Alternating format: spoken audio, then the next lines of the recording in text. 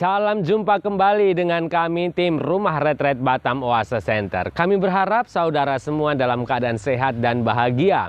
Mari terus tingkatkan kewaspadaan di tengah situasi pandemi COVID-19.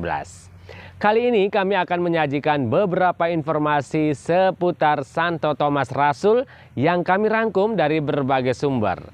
Kiranya persembahan kami kali ini dapat membantu saudara semua dalam memaknai Hari Pesta Santo Thomas Rasul yang kita rayakan setiap tanggal 3 Juli.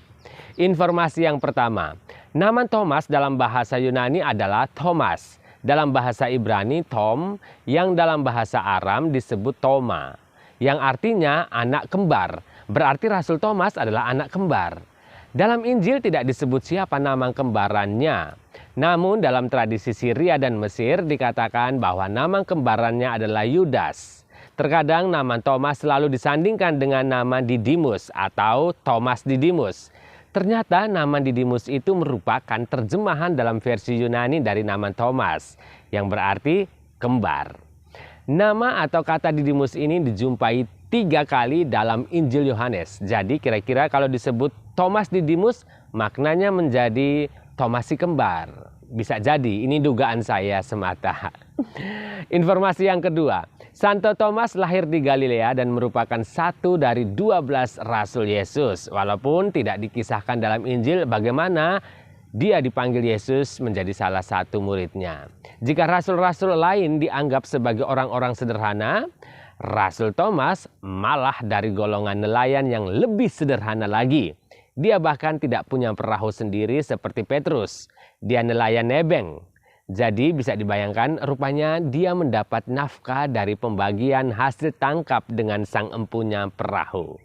Hidupnya selalu serba kurang sehingga tidak heran dia selalu bersikap hati-hati, pesimis, dan cepat menyangka akan ada hal buruk menimpa hidupnya. Namun Thomas juga memiliki kualitas seorang rasul yang tidak bisa dianggap remeh. Dia seorang yang terus terang, polos, dan tidak malu menyatakan ketidaktahuannya. Informasi yang ketiga, walaupun berlatar belakang serba kekurangan, rupanya Rasul si kembar ini punya peranan cukup penting dalam kisah pelayanan Yesus. Thomas beruntung mempunyai kisah atau sifat khusus yang dicatat dalam Injil. Jika kita bandingkan dengan sebagian rasul lain yang hanya disebut namanya dalam daftar murid-murid Yesus atau dalam kumpulan para murid. Sebut saja 2 peristiwa yang menunjukkan peran Thomas di dalamnya, yakni peristiwa Lazarus dibangkitkan dan peristiwa perjamuan malam terakhir. Dia juga merupakan rasul yang tetap aktif bersemangat setelah kenaikan Yesus ke surga. Informasi yang keempat, siapa sangka kepolosan Rasul Thomas akan menjadi pemicu munculnya ajaran yang besar dalam iman kita. Misalnya reaksi yang natural saat malam perjamuan terakhir. Rupanya mampu memancing Yesus untuk menyingkap rahasia Tritunggal yang mendalam. Dia berkata, kami tidak tahu kemana engkau pergi, jadi bagaimana kami tahu jalan ke situ? Dari pertanyaan itu kemudian Yesus menjawab, akulah jalan kebenaran dan hidup. Tak seorang pun datang kepada Bapa tanpa melalui aku. Kalau kamu mengenal aku, kamu juga mengenal Bapa. Contoh lain, Rasul Thomas meragukan kebenaran kisah Yesus menampakkan diri kepada para rasul lain setelah Yesus bangkit dari kematian. Namun reaksi pengakuannya setelah menyentuh lambung Yesus justru melahirkan sebuah kesalehan yang indah. Ia berseru, ya Tuhanku, ya Allahku, sesaat setelah menyentuh lambung Yesus. Rangkaian kejadian ini membuktikan bahwa menurut Santo Agustinus, Rasul Thomas memiliki mata yang memandang kemanusiaan Yesus, namun imannya mengakui kealahan Yesus. Kepolosan Thomas kemudian melahirkan sebuah ajaran yang indah. Berbahagialah mereka yang tidak melihat namun percaya. Kesalehan lain yang ditunjukkan Thomas adalah pada kisah Lazarus dibangkitkan. Saat itu para rasul melarang Yesus untuk kembali ke Yudea karena baru saja orang Yudea menolak dan mengusir Yesus dari sana. Namun Thomas tampil ingin mati bersama Yesus. Dengan berani dia berkata, mari kita juga pergi ke sana agar kalau sampai terjadi seperti yang dikhawatirkan, kita bisa mati bersama dia. Informasi kelima, pasca kenaikan Yesus ke surga, Injil tidak lagi mengisahkan tentang Rasul Thomas.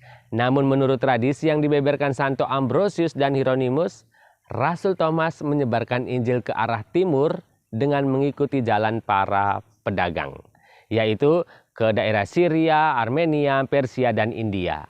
Dekat Madras di kota Malaipura, Rasul Thomas menerima mahkota kemartirannya. Dia mati ditusuk tombak dan relikinya masih tetap ada sewaktu makamnya dibuka kembali pada tahun 1523. Karena itu Rasul Thomas diangkat sebagai pelindung orang Kristiani yang ada di India dan sekitarnya. Informasi yang keenam, Gereja Katolik memperingati jasa Rasul Thomas pada tanggal 3 Juli. Menurut tradisi kekristenan di Syria, Rasul Thomas wafat pada tanggal 3 Juli tahun 72 dan dimakamkan di sebuah bukit yang diberi nama Bukit Santo Thomas yang oleh penduduk asli Tamil modern sekarang disebut Bukit Parangimalai. Menurut kesaksian Duarte Barbosa, seorang penulis dan pejabat Portugis, makam Rasul Thomas dijaga oleh seorang yang beragama Muslim di awal abad ke-16 yang menjaga lampu selalu bernyala di makam itu. Makam Rasul Thomas diperbaiki oleh orang Portugis pada abad ke-16 dan dibangun kembali pada abad ke-19. Bagi gereja-gereja timur, Rasul Thomas dihormati dan dirayakan pada hari Minggu setelah Paskah atau bertepatan dengan hari Minggu Kerahiman Ilahi di Gereja Katolik sendiri. Pendasaran mereka adalah sesuai dengan catatan Injil sendiri yang mengatakan bahwa hari di mana Rasul Thomas mencucurkan jari ke lambung Yesus itu adalah hari ke-8 setelah kebangkitan Yesus. Lah, bukannya hari Minggu setelah hari Paskah adalah hari ke-7? Bukan hari ke-8. Nah, perlu diketahui juga bahwa perayaan Santo Thomas di Gereja Timur tidak hanya dirayakan dalam satu hari. Sering ada festival 3 hari lamanya untuk memperingati Rasul Thomas. So, masuk akal. Demikianlah saudara, 6 informasi menarik yang berhasil kami kumpul dari berbagai sumber tentang Rasul Thomas. Semoga dengan menikmati video ini, kita tidak lagi melihat Rasul Thomas sebagai pribadi yang kurang percaya saja.